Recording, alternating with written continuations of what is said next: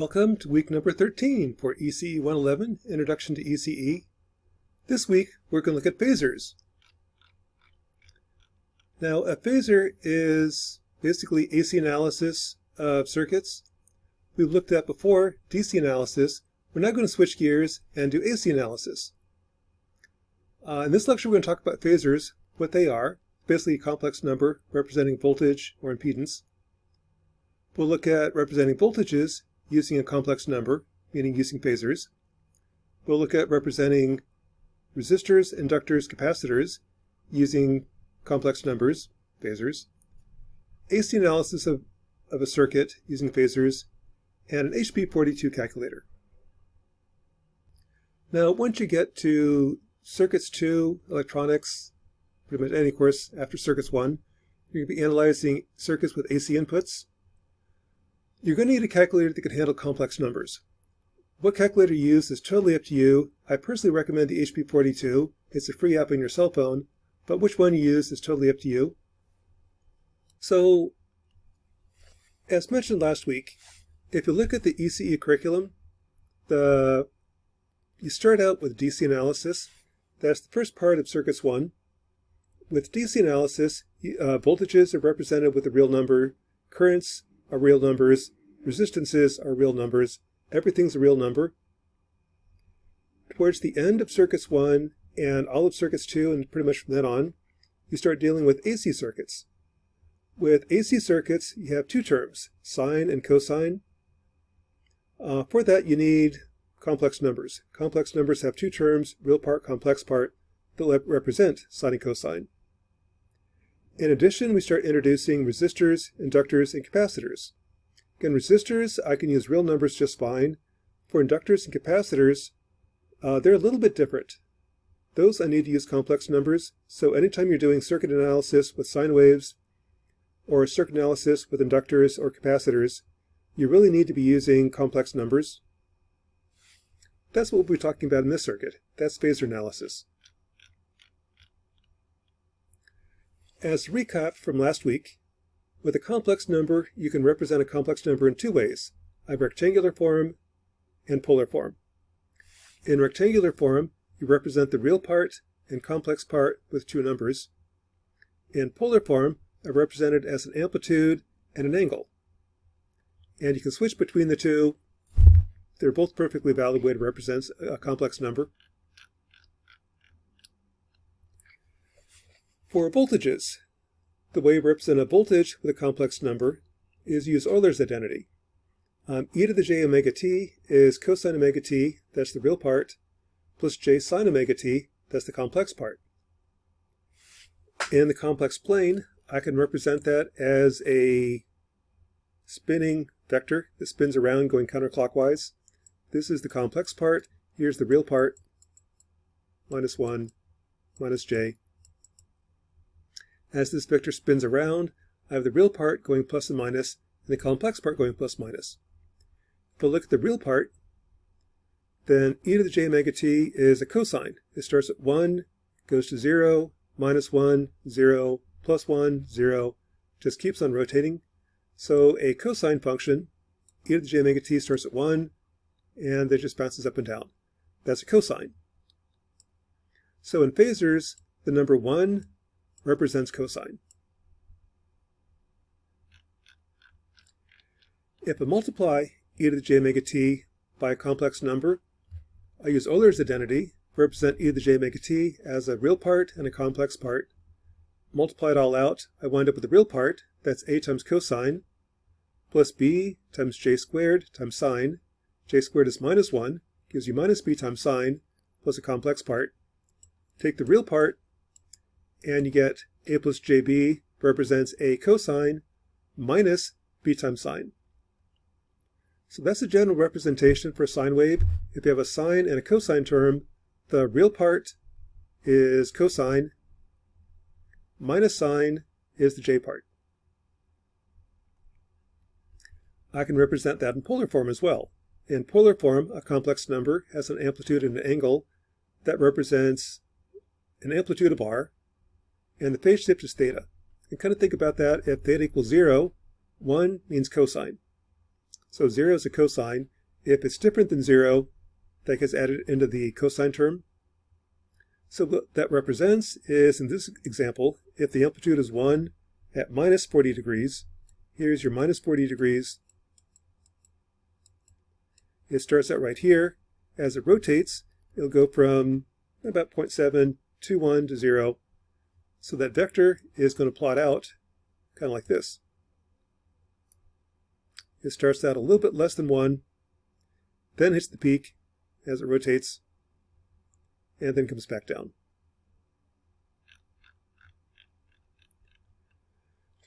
So with that, I can represent a sine wave with a complex number. Now again, for sine waves and phasors, there's polar form and rectangular form. In hand calculations, I personally prefer rectangular form. In lab, I prefer polar form. In lab, you'll get a signal like this. On the oscilloscope, there's the trace of my sine wave. I want to represent that with a complex number. So to do that, I would use polar form. It's some amplitude at angle theta. The amplitude is the peak. So there's the peak voltage right there. A is 5. To get the angle, cosine is a peak at t equals 0. This is your delay. That's your theta. To convert that to angle, this is 1 cycle. That's 360 degrees. This is the delay. So the phase shift is what percentage of 1 cycle is the delay. So it looks like the delay is 1.1 milliseconds. The period is 6.28 milliseconds. It's that percentage of 1 period. 1 period is 360 degrees, or 2 pi radians. If your degree is radians, per radians over degrees, pick your favorite. That's your theta. And that's the polar representation for this. Now doing polar to rectangular conversion, I can also get a real part, complex part. Real part's cosine, complex part is minus sine. That's another perfectly valid way to represent it. I personally prefer polar form in lab because in polar form I can see the peak, I can see the delay. That's your amplitude and angle. There's also a cosine and sine term. I personally have a hard time seeing cut sine and cosine, but it's there. Whichever one you prefer. The frequency comes from the period. So the period is 6.28 seconds. 1 over the period is frequency, 159 hertz, or cycles per second. Pretty much everything English is wrong. To convert hertz to radians per second, the natural unit, multiply by 2 pi. So omega is 1000 radians per second. And the phase shift is a 1 millisecond delay, 6.28 millisecond period, in radians times 2 pi. That's minus 1 radian, or times 360, gives you minus 57 degrees. So this is my voltage. Amplitude is 5, frequency is 1000 radians per second, phase shift minus 57 degrees. Now that's polar form. In rectangular form, I can take this number, represent it in rectangular form, real part's cosine, minus j is sine. This is also the voltage. Either form is correct. It's pick your favorite. I personally prefer polar form in lab. I prefer rectangular form in calculations, but they're equivalent. Pick your favorite. Okay, that's the way to represent voltages. To represent impedances, again use complex numbers. Again, resistors, inductors, capacitors are different. It turns out resistors are plus R, a real number. Inductors are plus j omega L. Capacitors are minus, or 1 over j omega C, which is the same thing as minus j over omega C. Got to figure multiply by j over j. J squared is minus 1, gives you the minus j over omega C. So capacitors are different than inductors. That's the minus j for capacitors, plus j for inductors, real per R. So RL and C are all different. Shows up with their complex impedance. Now for resistors, the way you get that is assume everything's in the form of V equals IR. Whatever I multiply I by is the impedance. and that's R. So the phasor representation of a resistor is just R. No difference. For inductors, the basic equation for an inductor is V is L di dt. The basic assumption behind phasors is that all functions are in the form of e to the j omega t. So if I is in that form, when I take the derivative, I get j omega e to the j omega t. This is I. That's what I multiply by I. So that's the impedance of an inductor. Inductors become j omega L. For capacitors, the basic equation for capacitor is V is 1 over C integral of I dt, or equivalently, I equals C dV dt. I'm going to use this form. If I is a complex exponential, when I integrate, I get 1 over j omega, e to the j omega t. That's current. That's what I multiply by current, so that's the impedance of a capacitor. Capacitors are 1 over j omega c. Or equivalently, I'd also say that's minus j over omega c. So again, inductors are plus j, capacitors are minus j, resistors are real. What that means is if I plot voltage and current for an inductor or a capacitor, I get a phase shift. And there's a saying, Eli the Iceman. That's one way to remember the voltage and current relationship. ELI is for inductors, voltage leads current. For capacitors, current leads voltage. So for example, inductors, Eli, voltage leads current. If I have an inductor, let's just say it's 1. Whatever omega L is, that's 1. If I plot the voltage and current, the voltage will look like this. The V is L di dt. The current, well, let's go the other way around. If this is the current, the sine wave, the voltage will be the derivative of the current. So the derivative of sine is cosine. And what you see in terms of time, the voltage happens first. That's Eli, voltage leads current for inductors. And the phase shift is 90 degrees, that's J.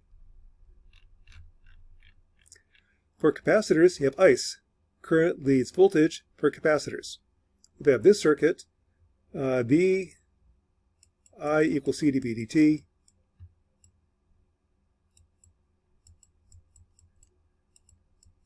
If the voltage is cosine, the derivative of cosine is minus sine. So what you get is this. The current is leading voltage for capacitors. That's ICE, current leads voltage for capacitors. So in summary, for voltages, if I have a voltage, the real part is cosine, minus J is sine. For resistors, the resistance is just R. Inductors, the impedance is J omega L. Capacitors, it's 1 over J omega C.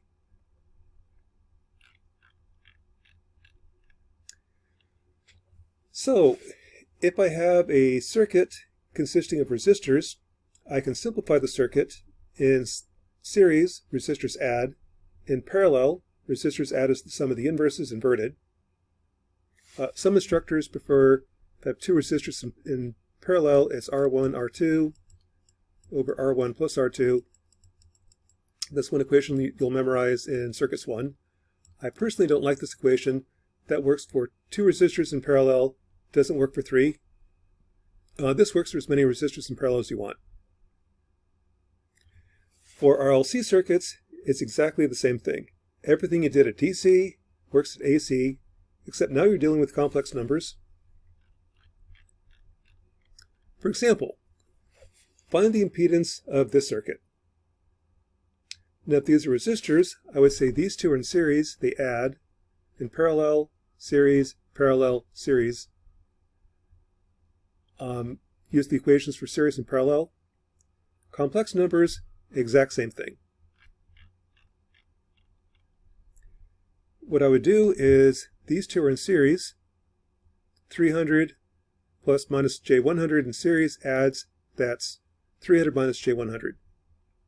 In parallel with 200 is I take 1 over 200 plus 1 over 300 minus J100, take the inverse, add them, I get a complex number. That's this impedance, looking right. In series with 200, I add these together, gives you 323 minus J15. In parallel with J300, in parallel, you add the inverses, so 1 over J300 plus 1 over that mess, added, inverted, gives you 156. That's this impedance. In series with 100, you add, you get 256. So there's your answer. Series, parallel, series, parallel. Okay, let's do that in MATLAB. In MATLAB, what do? Is here's the first impedance, 300 minus J100. I can do that in my head. I don't need to write it out. And parallel with J200 is 1 over the sum of the inverse, 1 over 200 plus 1 over 300 minus J100. I get an answer. That's Z2.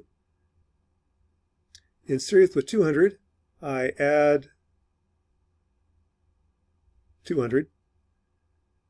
And parallel with J300, that's 1 over J300 plus 1 over 200 plus Z2 gives you Z1.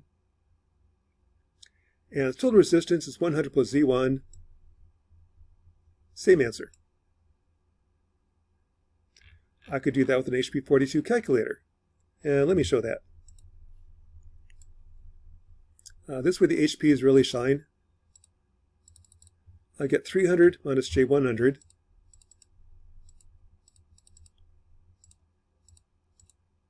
This is the kind of test question you'll get in Circuits 2.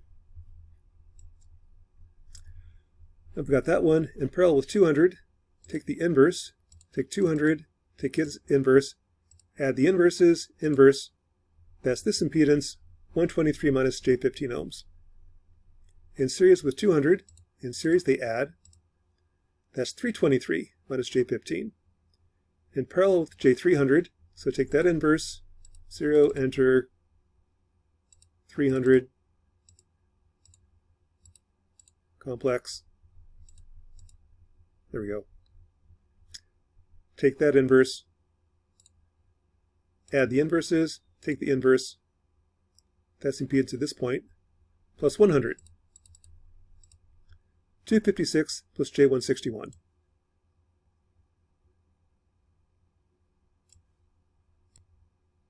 I did that wrong. 256. So this one's right. I had 100 wrong here. I can solve in Circuit Lab.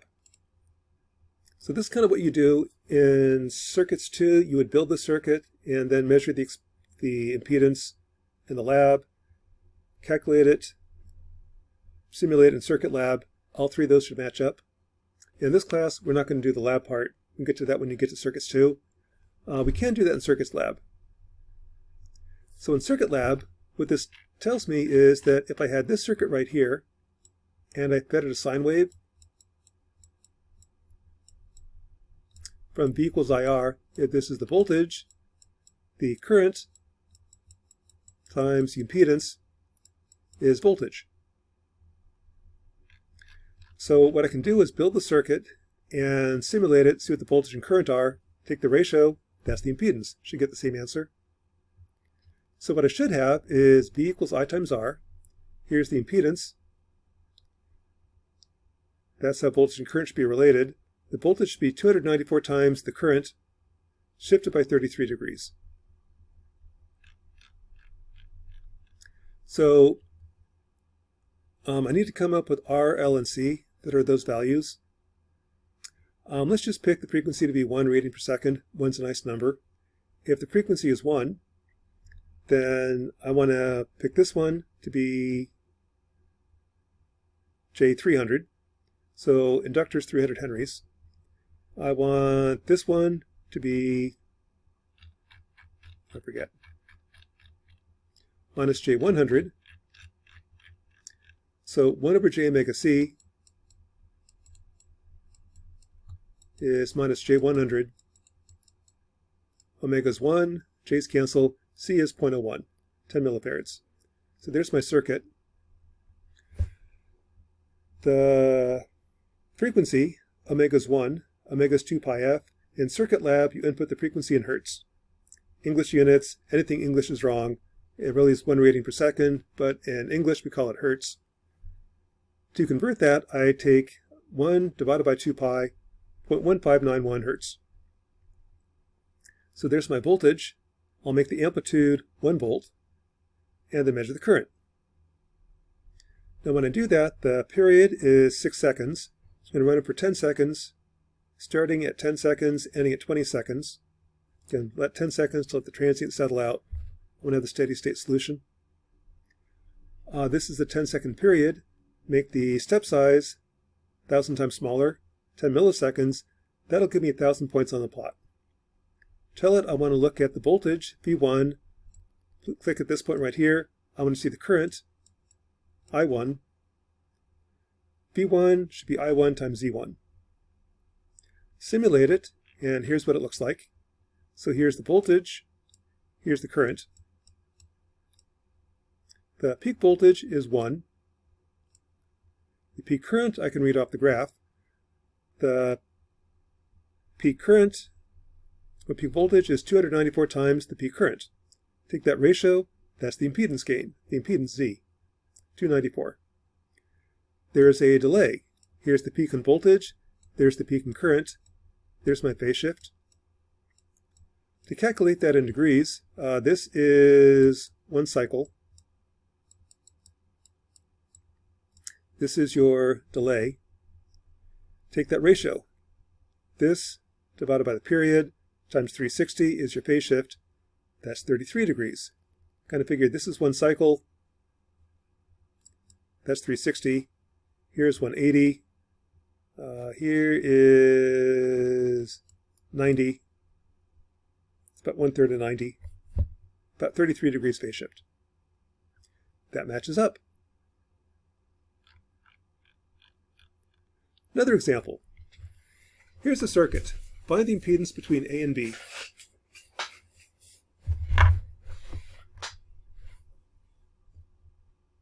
Okay, if these are resistors, I would say series, parallel, series, parallel. Same thing with complex numbers. We've got series, parallel, series, parallel.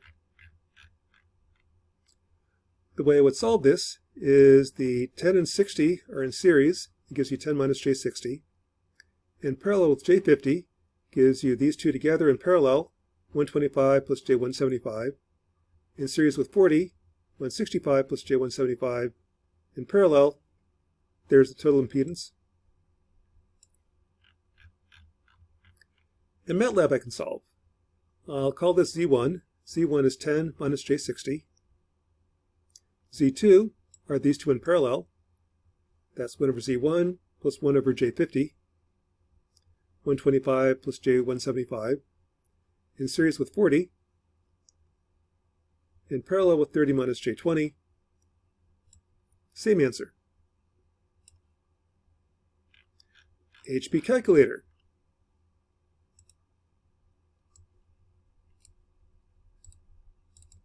I started out with 10 minus J60. 10, enter negative 60. Complex. Here's the first impedance. In parallel with J50. In parallel, you take the inverse. 0, enter 50. There's J50. Take its inverse. Add the inverse, add. So this together is 125 plus J175 ohms. In series with 40. In parallel with 30 minus J20. 30, enter negative 20. Complex. Oops. That again. Negative 20.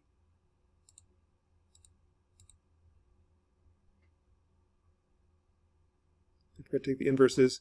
Take that inverse. Take this inverse. Add the inverses. Take the inverse. 31 minus J14.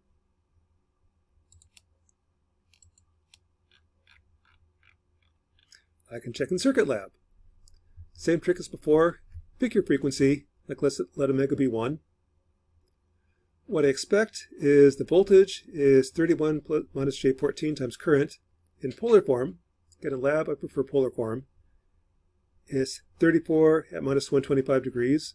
So the voltage should be 34 times the current, delayed by 25 degrees. So build the circuit, the capacitor,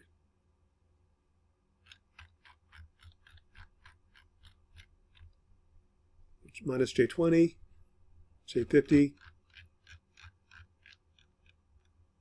that's minus J20, J50. Since omega is 1, that's just 50 henries. This is 1/20th of a farad. Yeah, I think that's J60. Minus J60. 1/60th of a farad. Make this 1 radian per second, which is 0.159 millihertz. Plot the voltage and the current. And what you get is this. So here's the voltage, here's the current. Take the peak voltage, peak current. Voltage is 34 times the peak current. That's the impedance.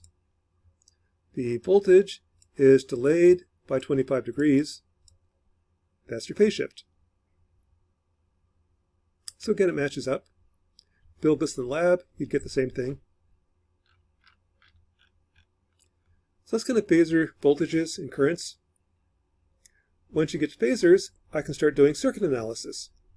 Now everything we did at DC works at AC, except now I'm using complex numbers. For example, suppose I have this circuit. I want to find out what is the voltage V1. Given that V0 is 10 sine of 628t. Well, the first step is to convert to phasors. So for voltages, omega is this term. Omega is 628. For the voltage, real parts cosine minus j is sine. This is a sine wave, amplitude of 10. So the phasor representation is 0 minus j10. The resistor is just R, 400 ohms. Capacitor is 1 over j omega c. Omega 628, C is 10 microfarads. 1 over j that is minus j 159 ohms. So treat this as a circuit where the input is 0 minus j10. Here's R1, 400. There's R2, minus j159. Solve. Exactly what we did at DC works at AC, now with complex numbers. Personally, what I would do is use voltage division. It's R1 over R1 plus R2 times V0. That's minus j159 over 400 minus j159 times 0 minus j10. I can do that in MATLAB. Let's say V1 is minus 159i over 400 minus 159i times 0 minus 10i. There's my voltage. What that means is the real part's cosine minus j is sine. There's my answer. If I prefer polar form, this is 3.64 at minus 158 degrees. The amplitude is the amplitude. Here's my frequency. There's my phase shift. That's also the answer. Pick your favorite form. Either answer is correct. I could check in Circuit Lab. Here I would build a circuit. 628 radians per second is 100 hertz. 10 volts is 10. The default in Circuit Lab is a sine wave. Here's R1, there's C1. I want to plot the voltage V0 and V1. Now this is 100 hertz. The period is 10 milliseconds. I'm going to run it for 2 cycles, 20 milliseconds, delayed by 2 cycles. I'm going to let the transient settle out. I want to look for steady state. The duration is 20 milliseconds. Make the step size 1,000 times smaller, 20 microseconds. And here's what it looks like. So this is V0. This is V1. The difference in amplitude, well, The amplitude is 3.64 volts. That checks out. And the delay is, this is your sine wave. Sine starts at 0. Here's the 0 crossing. There's my delay. Again, here is 1 cycle. But here, that's 1 cycle, 1 period. The delay is that percentage of 1 cycle. So here's 360 degrees. This is 90 degrees. Actually, this 180 degrees. This is 90 degrees.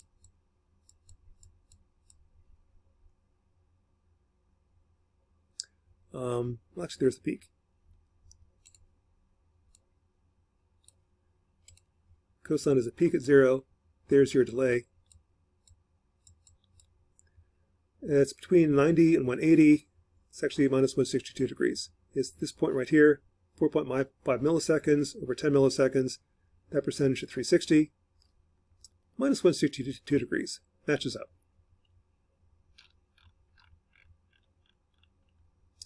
Last example, similar to the homework you have for this week. Here's a circuit. Find the voltages V0, V1, V2, V3 at DC and AC. Now, if the input is just DC, say 10, then inductors become J omega L. J omega L goes to 0. So at DC, inductors don't matter. Capacitors are 1 over J omega C. 1 over 0 is infinity. So capacitors you ignore at DC, inductors are shorts. This is a problem we solved before. Find the voltages V0, V1, V2, V3 for this circuit. This is DC. I can use real numbers. Change the problem. Now make the input 10 sine 100t. This is when I need to use complex numbers, but the analysis is the same. I'm going to represent everything in terms of phasors, complex numbers. Write my node equations. V0 is just this guy. V1, current left, current right, current down, all add to 0. Everything stays the same. I just add this one term. Instead of being infinity, this is now some complex number. Write your 4 equations, 4 unknowns, solve. This is where MATLAB really shines. I've got 4 equations and 4 unknowns with complex numbers. MATLAB handles that just fine. Then solve. So that's the procedure. So doing that, the first step is convert to phasors. So here the voltage is 10 sine 100t. Omega is 100. The real part 0. Complex part is 10. So the voltage becomes 0 minus J10. The first capacitor is 200 microfarads. Plug in 1 over J omega C. I get minus J50 ohms. The second one, 1 over J omega C, is minus J40 ohms. Third one, minus J33.3 ohms. Now write n equations for n unknowns. At node 0, V0 is 0 minus J10. Node 1, the current left, is V1 minus V0 over 5. Current down, V1 over 100. Current down, V1 over minus J50. Current right, V1 minus V2 over 10. Likewise at node 2, likewise at node 3. Again, exactly the same thing we did before, but now I have complex numbers. I have this term with a complex number. Not a problem for MATLAB. Given 4 equations, 4 unknowns, now solve. To do that in MATLAB, I will group the terms, place in matrix form. For example, first equation, V0 is minus J10, minus 1/5 V1, this mess, and V0, that mess times V1, minus 1/10 times V2 is 0. Third equation, fourth equation, 4 equations, 4 unknowns, solve. So in MATLAB, what I would do is input the first equation, second equation, third, fourth. Put them all together. There's your A matrix. Here's your B matrix. Voltage is inverse of A times B. 4 equations, 4 unknowns. Now this is where MATLAB really shines. MATLAB can solve 4 equations for unknowns with complex numbers, no problem. Pretty nice program. HP calculators don't really work when it comes to 4 equations for unknowns. Here we need to use MATLAB. What that means is the real part is cosine minus j is sine. So here's the 4 equations, the real part, complex part. That is in rectangular form. In polar form, the amplitude is the voltage. So taking the magnitude, this would be sine waves, peak of 10 volts, 8.2 volts, 6.3 volts, 5.4 volts. And there's also a complex part, an angle, that's the phase shift. In CircuitLab, I can simulate this and verify my answer. Build the same circuit. This is 100 radians per second, 15.91 hertz. Here's the capacitors, inductors, actually just capacitors. Here's the voltages. The period is 1/15 of a second, about 6 milliseconds. So I'm going to run it for 100 milliseconds, make the step size 100 times smaller, 100 microseconds, plot the voltage. If we zoom in on it, here's what voltages look like. This is your V0, V1, V2, V3. In CircuitLab, I can move the cursor around, pull off the voltage, and there's the peak. I calculated the peak, that's the absolute value. Here's what the peak should be. In CircuitLab, here's what the peaks really are. That matches up. In addition, there's an angle, there's a phase shift. V0 is delayed from V1 is delayed from V0, V2 is delayed from V1, V3 is delayed from V2. The angle is your delay. They both show up. I personally just use amplitude. If the amplitude matches up, you probably did it right. There should be a phase shift. I've got capacitors. If they all line up, you did something wrong, probably like all your capacitors are 0. If you have a phase shift and the voltages match up, my calculations are probably correct. And kind of a sidelight. A lot of students use Chegg. You don't need to use Chegg. Chegg costs like $50 a year. This is free. Use CircuitLab, simulate your circuit, and your calculations should match up with CircuitLab. That'll tell you if you did it right. If CircuitLab matches up with your calculations, you don't need to waste the $50. So that should be enough to get you to the homework. In summary, real numbers work really well for DC analysis. Complex numbers are needed if you're going to do AC analysis. That's called phasors. For AC circuit, for phasor analysis, everything we did at DC works for AC circuits. Voltage nodes works, current loops work, voltage division works, series and parallel works. The only difference is you now have complex numbers. In phasors, the real part represents cosine, the complex part represents minus sine. For impedances, the resistances are R, real numbers, inductors become j omega L, capacitors are 1 over j omega C. Make that substitution, and you can analyze the circuit at AC just like you did at DC, except now you're using complex numbers. That is lecture number 13 for ECE 111.